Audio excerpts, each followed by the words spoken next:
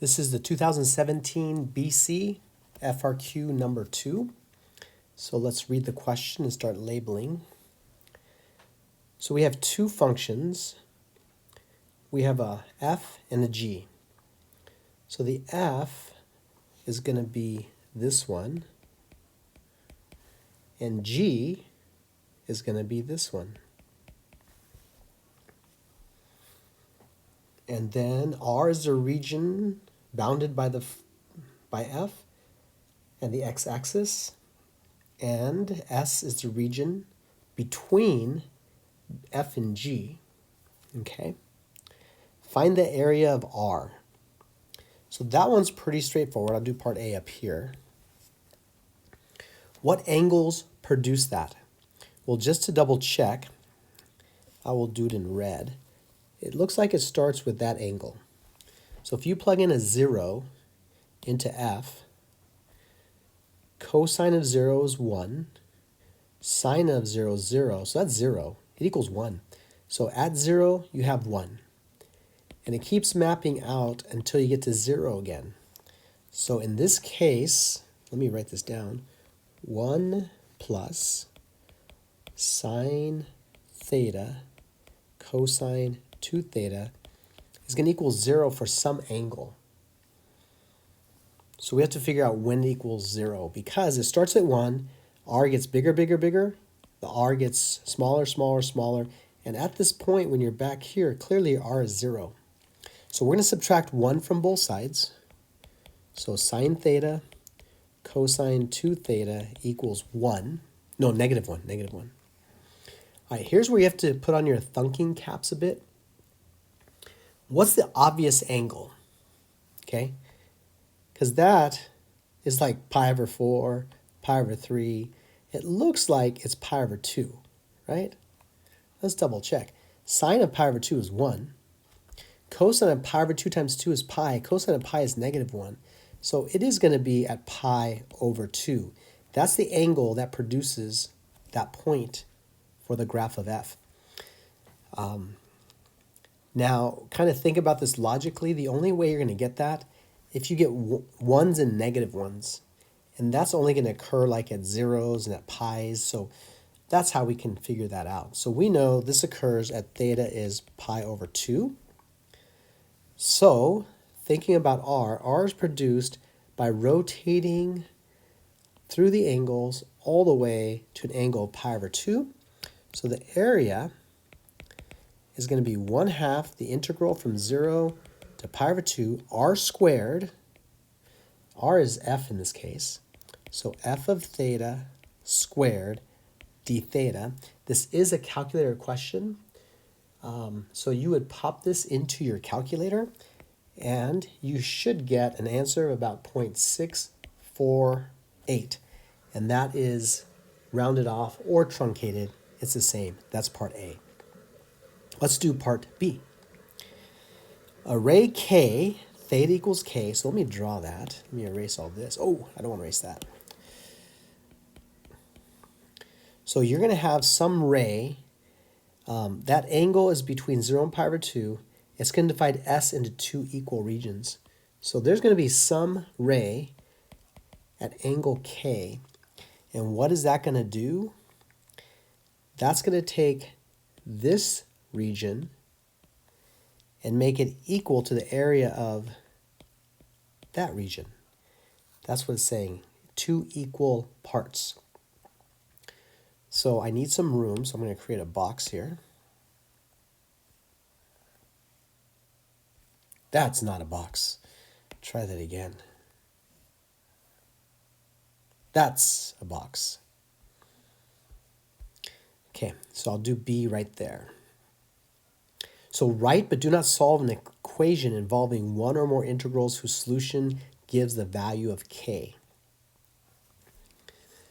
Now I'm going to do this a longer way so it makes more sense. There is a shortcut way of writing this, and there's multiple ways of doing that, so I'll kind of talk about that. But let's find, I'm going to call this blue area A1, and this A2. So in essence, I want the area of 1 to equal the area of 2. Well, what's the area of 1? I'm going to find the area inside of g. So it's going to be all of that.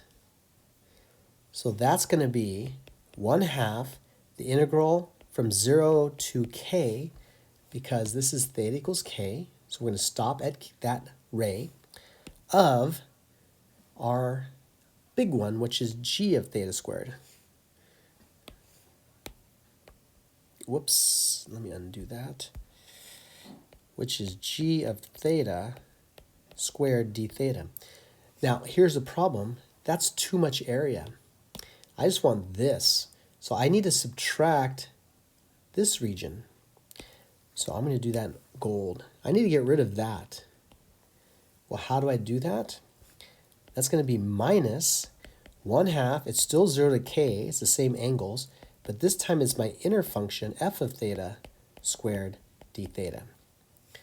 So that will be my area of 1. So I took this whole thing and I subtracted that portion, leaving me with what the area I wanted. So let me do area 2. It's the same process. So I want this whole thing, and then I want to subtract the inside. So the whole thing is from k to pi over 2. So I'm going to integrate from k to pi over 2, and it's 1/2 r squared. The r of the outside is g of theta d theta. Here's the problem. If I integrate from there to pi over 2, that gives me the whole region. I don't, excuse me. I don't want this part. I just want the part in between. So I need to subtract that part, and that part goes from k equals theta all the way to pi over 2. So I need to subtract that brown portion, which is 1/2 k to pi over 2 of the inside function, which is f of theta squared d theta. That is the answer. The book answer, or the answer they give you on the website, is different. Why is it different?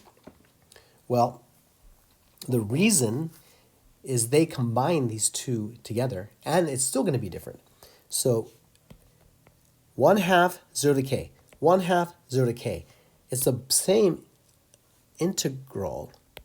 So I'm just going to combine those and make it g of theta squared minus f of theta squared d theta.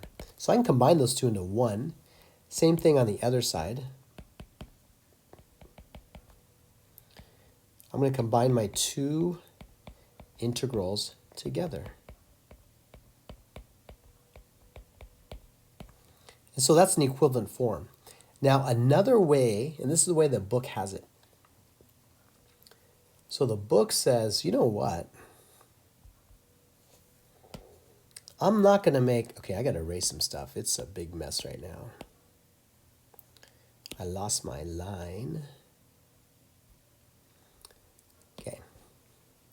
I want this area to equal that area. Well, here's what the book does. The book takes just this area and says, you know what? That's half of the whole thing.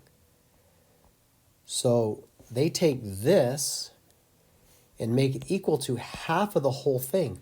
What's the whole thing? The whole thing goes from 0 to pi over 2. So they would go from 0 to pi over 2. If you do that, that's the whole region, but you only want half of that. So you would take half of that again, and those halves cancel. And that's the form the book has, or not the book, the scoring guidelines. But any of those forms is fine. So don't freak out too much about how you write these integrals. And that is B. Let's go to C. I need to erase a bunch of stuff because I can't even see C, you see. Oh, there's C and D. Gadzooks. Let me create some writing space here. Okay, let's read part C together.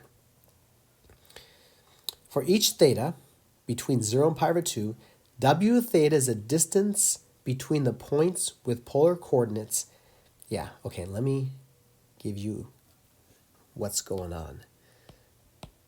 Oh, poopers, I erased too much. Oh well, let me rewrite this. This is f of theta. So W is the distance between the points at a particular angle. So if you pick an angle, how far apart are those points? So if I drew one particular angle, this is theta, the distance between it is right here and here. That distance is going to be g, it's the r value there, minus the r value of the inside. That's W.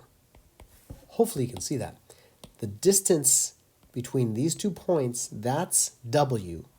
But that's just the big R minus the small r. The big R minus the small r. So that's W of theta. I'm going to write that down here for part C. W of theta is G minus F. Okay. It says write an expression for W. Oh, I just did that. That was pretty easy. Then, what does it say? Find the average value of W of theta. So this is going back to Calc AB. How do you find the average of any function? The average value of W theta for theta between 0 and pi over 2 is you integrate the function you're trying to find the average of.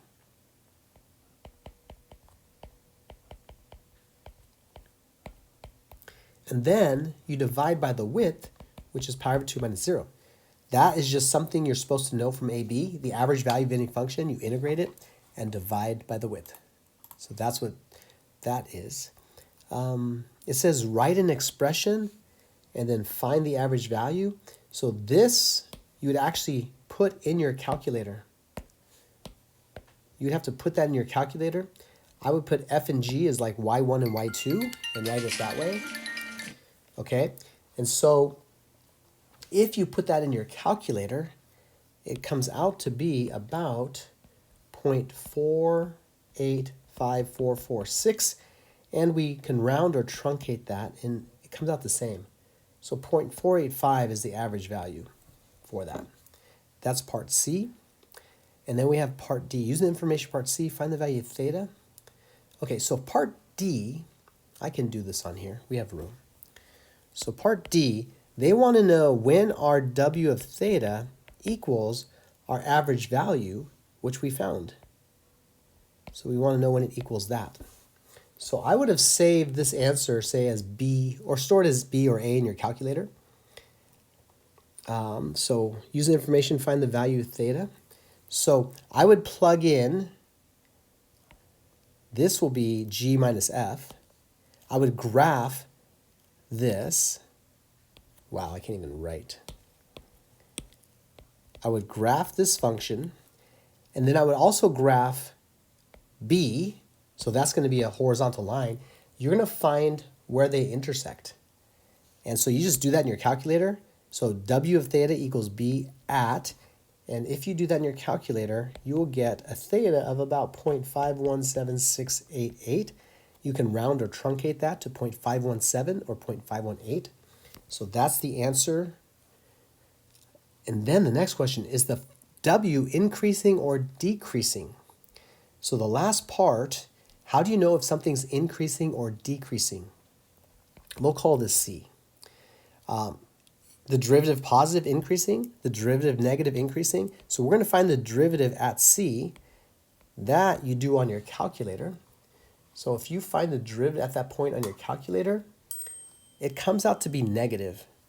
I don't have my calculator on me, but it comes out to be negative.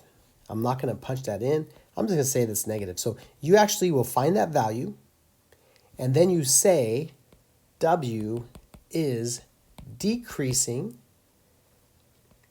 at theta equals b. There's our theta. Why? Because w prime at b is negative. And that would be the end of that problem.